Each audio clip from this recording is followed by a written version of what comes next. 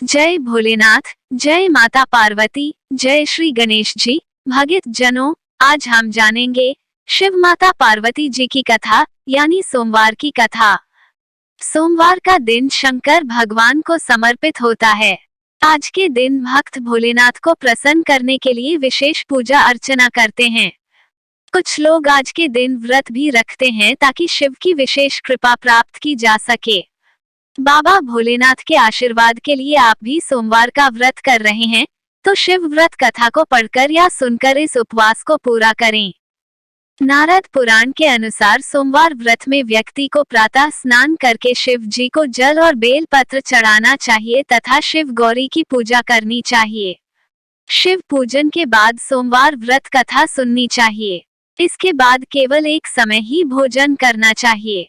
साधारण रूप से सोमवार का व्रत दिन के तीसरे तक होता है, मतलब शाम तक रखा जाता है।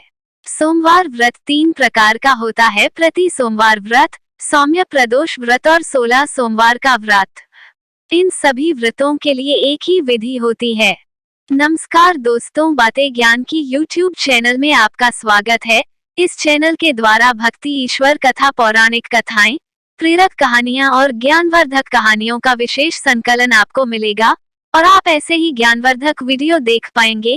कृपया चैनल को सब्सक्राइब करें, वीडियो को शेयर करें और अपना बहुमूल्य साथ बनाए रखें। धन्यवाद दोस्तों। आइए देर ना करते हुए बढ़ते हैं कथा की ओर।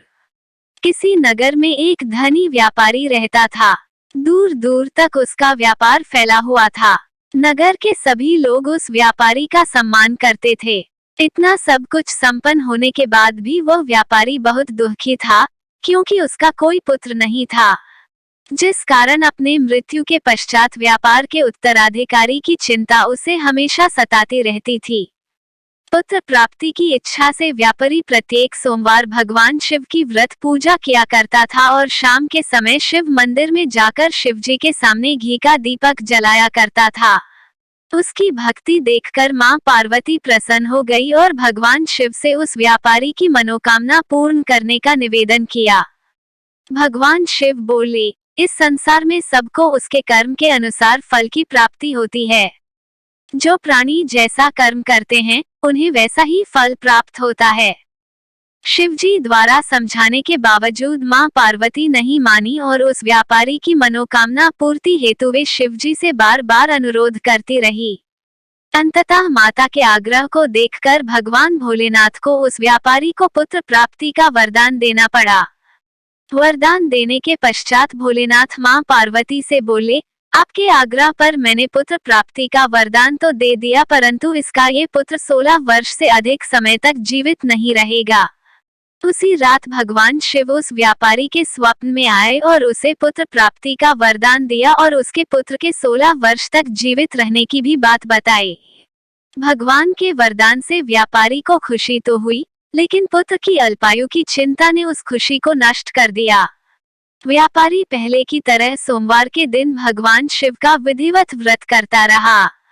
कुछ महीनों के बाद उसके घर एक अति सुंदर बालक ने जन्म लिया और घर में खुशियां ही खुशियां भर गई। बहुत धूमधाम से पुत्र जन्म का समारोह मनाया गया, परंतु व्यापारी को पुत्र जन्म की अधिक खुशी नहीं हुई, क्योंकि उसे पुत्र की अल्पायु के रहस्य का पता था।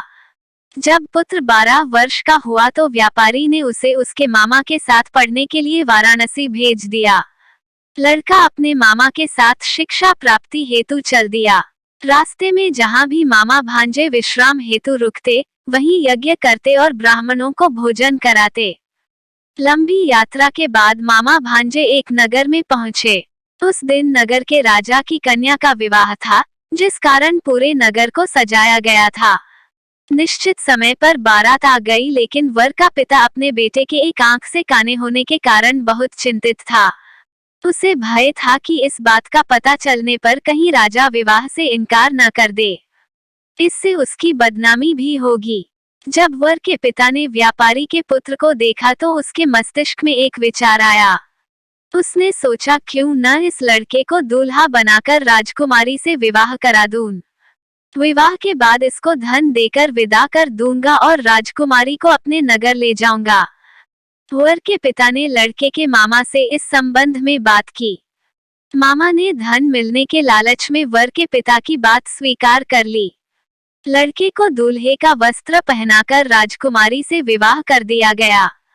राजा ने बहुत सारा धन देकर राजकुमारी को विदा किया। शादी के बाद लड़का जब राजकुमारी से साथ लौट रहा था तो वह सच नहीं छिपा सका और उसने राजकुमारी के ओढ़नी पर लिख दिया, राजकुमारी, तुम्हारा विवाह मेरे साथ हुआ था।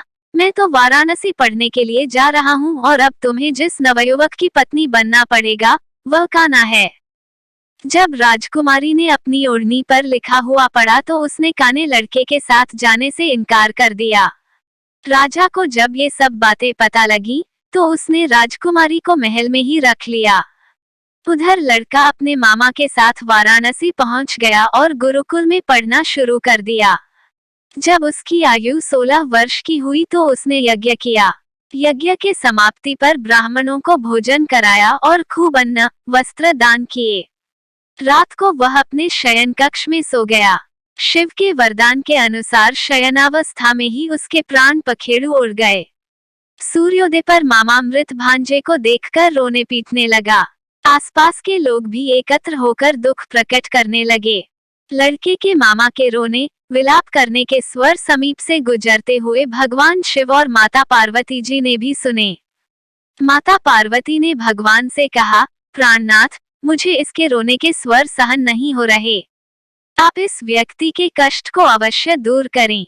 भगवान शिव ने माता पार्वती के साथ अदृश्य रूप में समीप जाकर देखा तो भोलेनाथ माता पार्वती से बोले, ये तो उसी व्यापारी का पुत्र है जिसे मैंने 16 वर्ष की आयु का वरदान दिया था।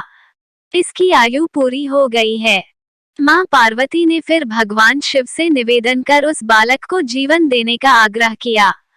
माता पार्वती के आग्रह पर भगवान शिव ने उस लड़के को जीवित होने का वरदान दिया और कुछ ही पल में वह जीवित होकर उठ बैठा।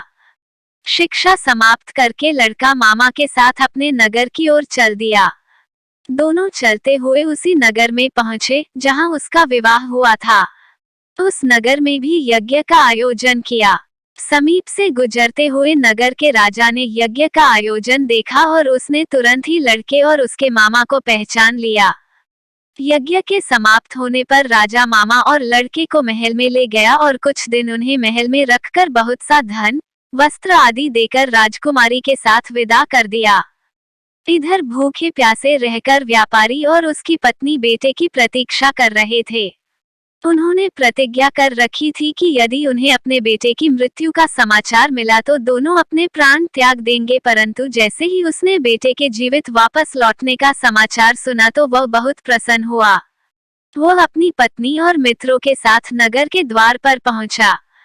अपने बेटे के विवाह का समाचार सुनकर पुत्रवधू राजकुमारी को देखकर उसकी खुशी का ठिकाना न रहा।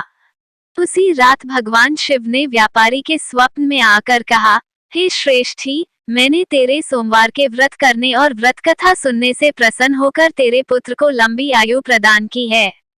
पुत्र की लंबी आयु जानकर व्यापारी बहुत प्रसन्न हुआ। शिव भक्त होने तथा सोमवार का व्रत करने से व्यापारी की सभी मनोकामनाएं पूर्ण हुई। इसी प्रकार जो भक्त सोमवार का विधिवत व्रत करते हैं और व्रत कथा सुनते हैं उनकी सभी इच्छाएं पूरी होती हैं।